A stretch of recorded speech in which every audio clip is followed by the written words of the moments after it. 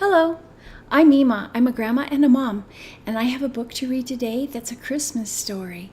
It's called The Christmas Miracle of Jonathan Toomey by Susan Wojciechowski, illustrated by P.J. Lynch. Here's the cover. And look, it's an old book. See how it's been around quite a while? Isn't that awesome?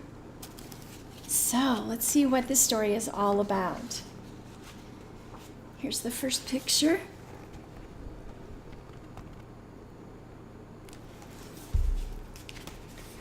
The village children called him Mr. Gloomy, but in fact his name was Toomey, Mr. Jonathan Toomey.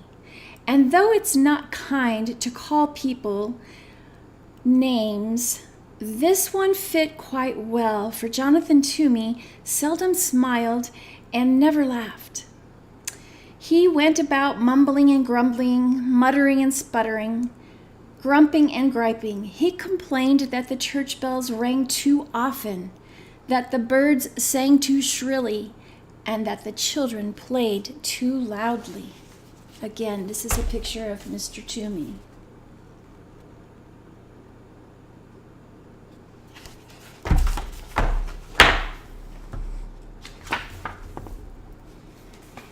Here's the next picture.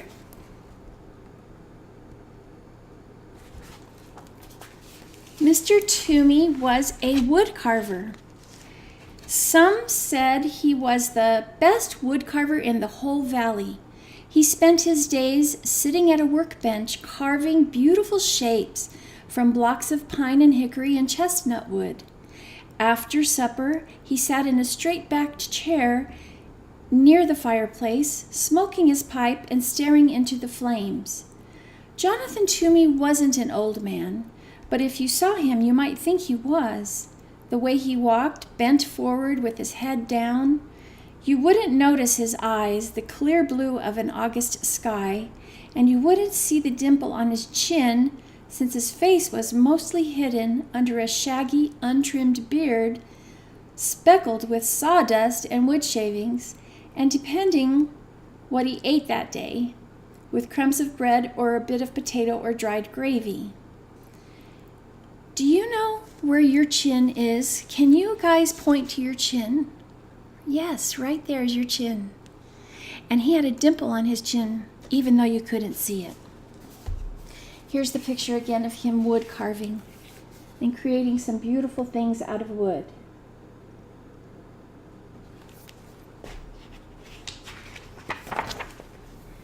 Here's a picture of him smoking his pipe, just staring off into space.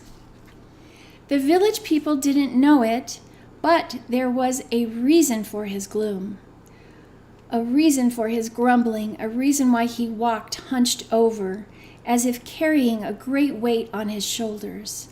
Some years earlier, when Jonathan Toomey was young and full of life and full of love, his wife and baby had become very sick, and because those were the days before hospitals and medicines and skilled doctors, his wife and baby died, 3 days apart from each other. So Jonathan Toomey had packed his belongings into a wagon and traveled till his tears stopped. He ended and settled into a tiny house at the edge of a village to do his wood carving. This is him again, just staring off into the night.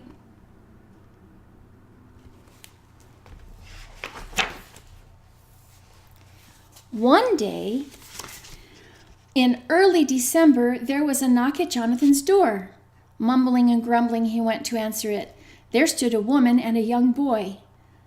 "I'm the widow McDowell. I'm new in your village. This is my son Thomas," the woman said. "I'm 7 and I know how to whistle," said Thomas. "Whistling is pish-posh," said the woodcarver gruffly. I need something carved," said the woodcarver. I need something carved," said the woman, and she told Jonathan about a very special set of Christmas figures her grandfather had carved for her when she was a girl. "After I moved here, I discovered that they were lost," she explained. I had hoped that by some miracle I would find them again, but it hasn't happened." "There are no such things as miracles," the woodcarver told her. "Now could you describe the figures for me?" "There were sheep," she told him. "2 of them with curly wool," said Thomas. "Yes, 2, said the widow. "And a cow, an angel, Mary, Joseph, and the baby Jesus, and the wise men." "3 of them," said Thomas. "Will you take the job?" asked the widow McDowell. "I will." "I'm grateful. How soon can you have them ready?" "They will be ready when they are ready," he said. "But I must have them by Christmas. They mean very much to me. I can't remember a Christmas without them." "Christmas is pish-posh," said Jonathan gruffly, and he shut the door. Here's a picture of what he looked like when he answered the door.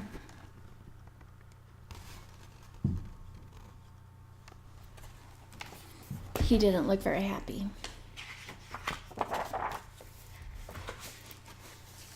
The following week, there was a knock at the woodcarver's door. Muttering and sputtering, he went to answer it. There stood the widow McDowell and Thomas. "Excuse me," said the widow, "but Thomas has been begging to come to your house and watch you work. He says he wants to be a woodcarver when he grows up and would like to watch you since you are the best in the valley."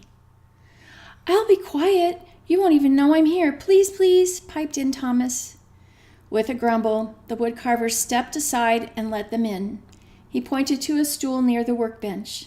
"No talking, no jiggling, no noise," he ordered Thomas. The widow McDowell handed Mr. Toomey a warm loaf of cornbread as a token of thanks. Then she took out her knitting and sat down in the rocking chair in the far corner of the cottage.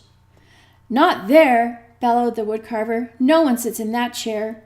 So she moved to the straight-back chair by the fire. This is a picture of when he said, "Not there! Nobody sits in that chair."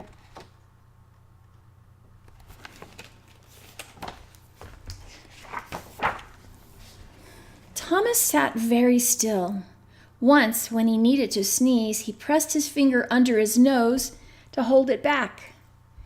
Once, when he wanted desperately to scratch his leg, he counted to 20 to keep his mind off the itch. After a very long time, Thomas cleared his throat and whispered,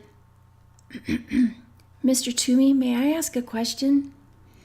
The woodcarver glared at Thomas, then shrugged his shoulders and grunted.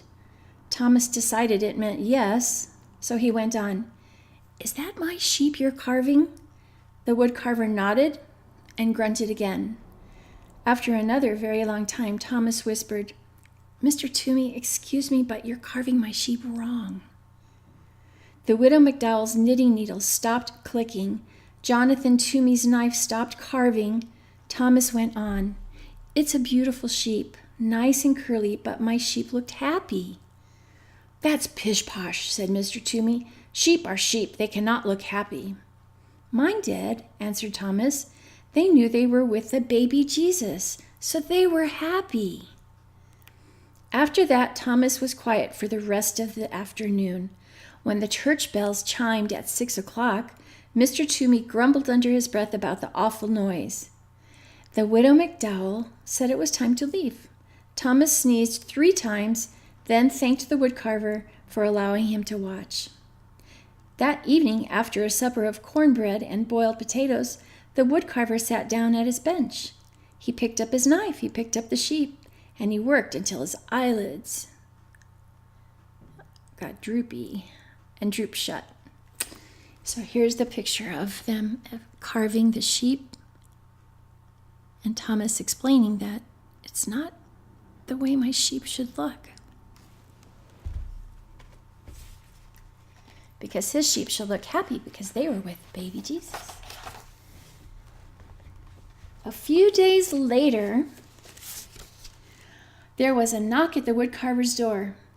Griping and grumbling, he went to answer it. There stood the widow and her son.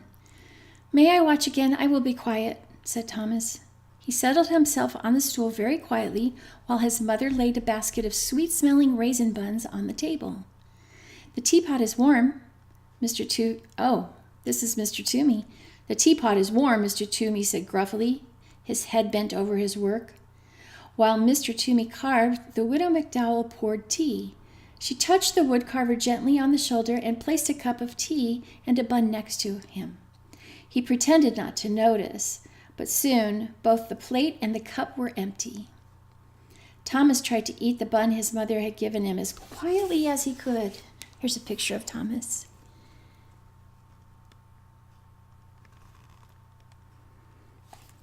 He's trying to eat as quietly as he could. Once he almost hiccuped. You know, it is almost impossible, since he is 7, and try to eat a warm, sticky raisin bun without making various smacking, licking, and satisfied noises. When he had finished, he tried to sit quietly again. And once, without thinking, he began to swing his legs, but a glare from the woodcarver stopped him, and he kept them so still that they fell asleep. After a very long time, here's a picture of the town. After a very long time, Thomas whispered, "Mr. Toomey, excuse me, may I ask a question?" Grunt. "Is that my cow you're carving?" Nod and grunt. Another very long time went by. Then Thomas cleared his throat and said, "Mr. Toomey, excuse me, but I must tell you something. That is a beautiful cow, the most beautiful cow I have ever seen, but it's not right. My cow looked proud." "That's pish-posh," growled the woodcarver. "Cows are cows. They cannot look proud." "My cow did. It knew that Jesus chose to be born in its barn, so it was proud." Thomas was quiet for the rest of the afternoon. The only sounds that could be heard were the scraping of the carving knife, the humming of the widow McDowell, and the click-click of her knitting needles. When the church bells chimed 6 o'clock, Mr. Toomey muttered under his breath about the noise. The widow McDowell said it was time to leave. Thomas shook first one leg, then the other. He thanked the woodcarver for allowing him to watch. That evening, after a supper of boiled potatoes and raisin buns, the woodcarver sat down at his bench. He picked up his carving knife. He picked up the cow. He worked until his eyelids drooped shut. Can you do that? Can you pretend like you're falling asleep? Good job. A few days later, there was a knock on the woodcarver's door. He smoothed down his hair as he went to answer it. At the door were the widow and her son. "May I watch again?" asked Thomas.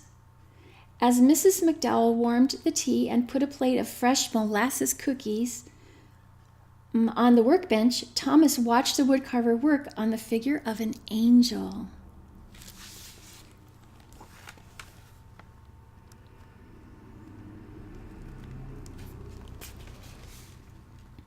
After a very long time, Thomas spoke. "Mr. Toomey, excuse me, is that my angel you're carving?" "Yes, and would you do me a favor of telling me exactly what I'm doing wrong?"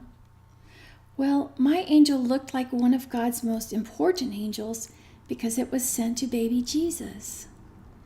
"And just how does one make an angel look important?" asked the woodcarver. "You'll be able to do it," said Thomas. "You are the best woodcarver in the valley." After another very long time, Thomas spoke. "Mr. Toomey, excuse me, may I ask a question?" "Do you ever stop talking?" asked the woodcarver. "My mother says I don't. She says I could learn about the virtue of silence from you." Under his beard, the woodcarver's face turned pink. The widow McDowell's face turned as red as the scarf she was knitting. "Well, speak up. What is your question?" "Will you please teach me to carve?" "I am a very busy man," grumbled the woodcarver, but he put down the important angel. "You will carve a bird." "A robin, I hope," said Thomas. "I like robins." That's pretty nice.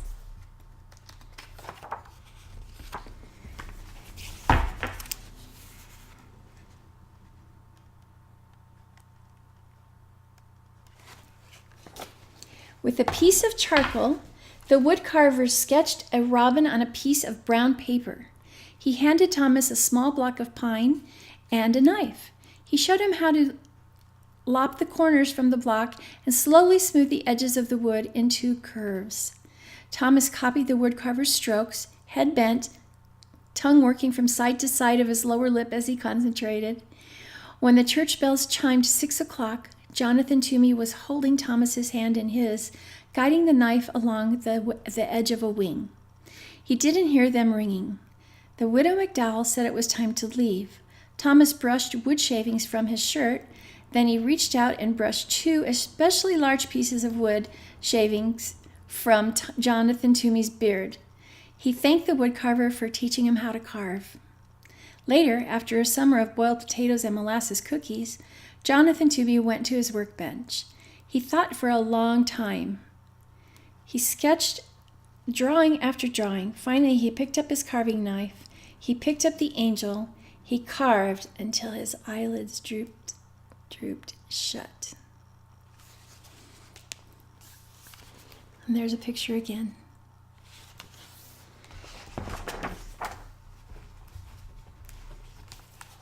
Can you see through the window?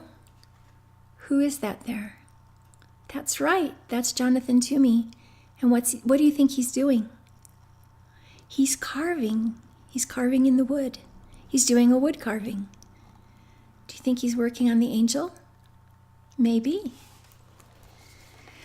A few days later, there was a knock at the woodcarver's door. Mr. Toomey jumped up to answer it. There stood the widow McDowell with a bouquet of pine boughs and a holly sprigs dotted with berries. And there stood Thomas clutching his partly carved robin. While Thomas and Mr. Toomey carved, Mrs. McDowell put the bouquet in a jar of water. She scrubbed Mr. Toomey's kitchen table and set the jar in the center on a pretty cloth embroidered with lilies of the valley and daisies, which she found in a drawer below the cupboard. Next I will carve the wise men and Joseph, the woodcarver said to Thomas. Okay, let me read that again, okay? Next I will carve the wise men and Joseph, the woodcarver said to Thomas. Perhaps before I begin, you will tell me about all the mistakes I'm going to make.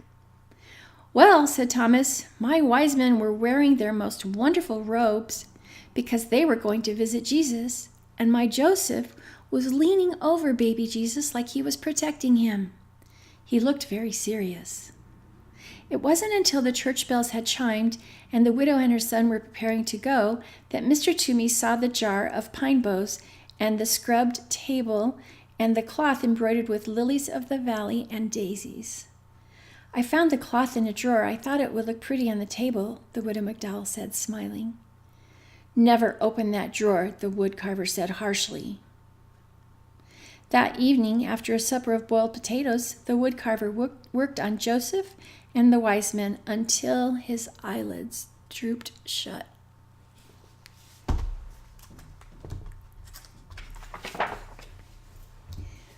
A few days later, there was a knock on the woodcarver's door.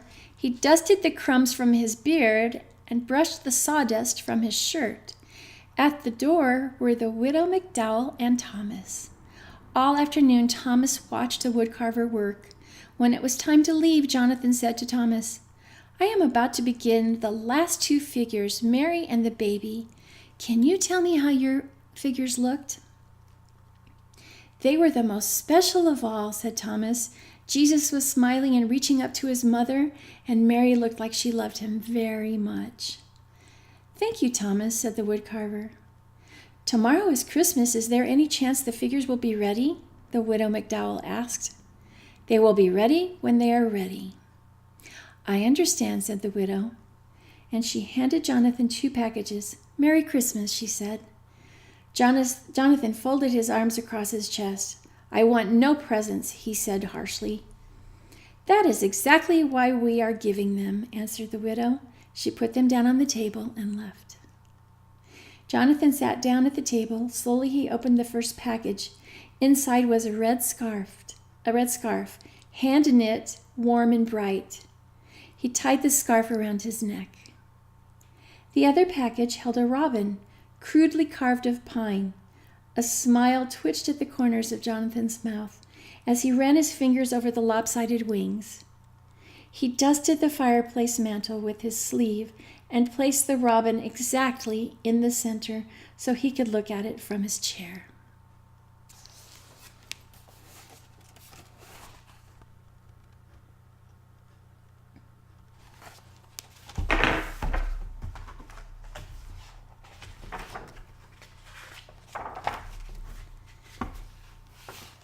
The woodcarver did not eat supper that day. Instead, he began to sketch the final figures, Mary and Jesus.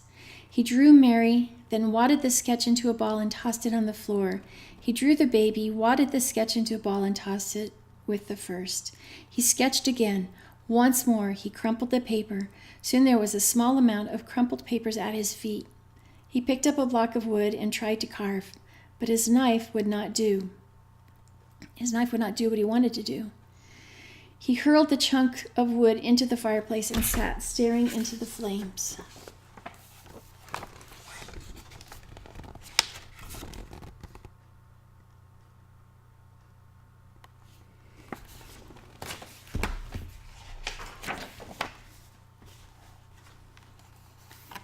When he heard the church bells announcing the midnight Christmas service, he got up. Slowly he opened a drawer beneath the cupboard, the drawer he had told the widow never to open. From it he took the cloth embroidered with lilies of the valley and daisies. He took out a rough woolen shawl and a lace handkerchief. He took out a tiny white baby blanket and a little pair of blue socks. From the bottom of the drawer he lifted out a picture frame beautifully carved of deep brown chestnut wood. In the frame was a charcoal sketch of a woman sitting in a rocking chair holding a baby. The baby's arms were reaching up, touching the woman's face. The woman was looking down at the baby, smiling. Jonathan sat down in his rocking chair and held the picture against his chest.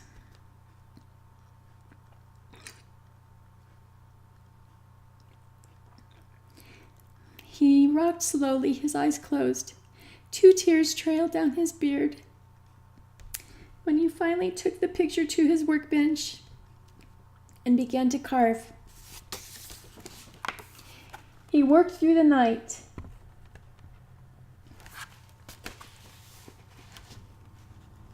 His fingers worked quickly and surely. He carved all through the night. So, do you know why that touches Mima's heart? Because that's the sketch of his wife and baby that he lost. But it was the perfect picture to help him carve the picture, the figure of Mary and baby Jesus. So that worked out perfectly. The next day, there was a knock on the widow McDowell's door. When she opened it, there stood the woodcarver.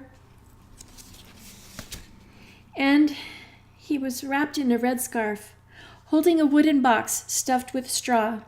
"Mr. Toomey," said the widow, "what a surprise! Merry Christmas." "The figures are ready," he said as he stepped inside.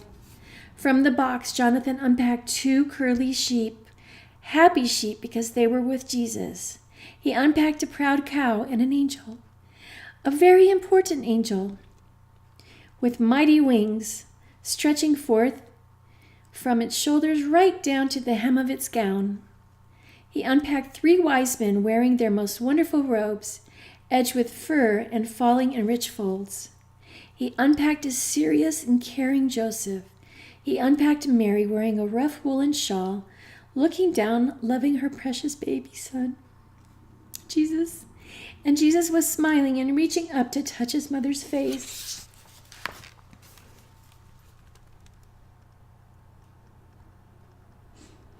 I'm going to leave the picture there for a long time so you can look at all the figurines, okay?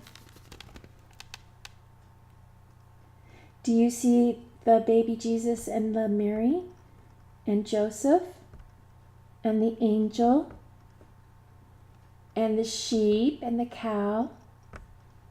Do you see how beautifully they are carved? Do you see how happy they are? Because those figurines were very important to the widow, huh? Mrs. McDowell. So guess what happened? That day, Jonathan went to the Christmas service with the widow McDowell and Thomas. And that day, in the churchyard, the village children saw Jonathan throw back his head, showing his eyes as clear as an August sky, and laugh. And no one ever called him Mr. Gloomy again. So that is the Christmas miracle of Jonathan Toomey. I hope you enjoyed that story. That's a very touching story, isn't it? I hope you have a wonderful Christmas. Merry, Merry Christmas. Okay, come back again. We'll do another story later. Mwah. I love you. Bye now.